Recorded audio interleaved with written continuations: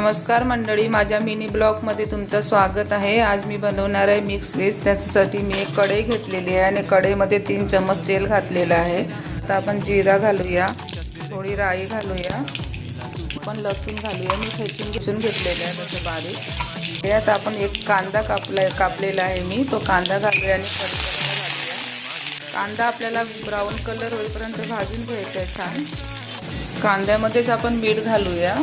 Tomato कापलेला आहे मी, tomato घालूया। कांदा आणि टोमॅटो आपला छान सॉफ्ट झालेला आहे, तर आपण व्हेजिटेबल घालूया। मी कापून घेतलेला आहे। एक शिमला मिरची घेतली आहे, एक बटाटा घेतला आणि थोडेसे वाटाणे आणि फ्लावर घेतलेला आहे। तेलामध्ये घालूया आपण। फ्लावर छान बॉईल करून घेतलेला आहे मी, तो पण घालूया।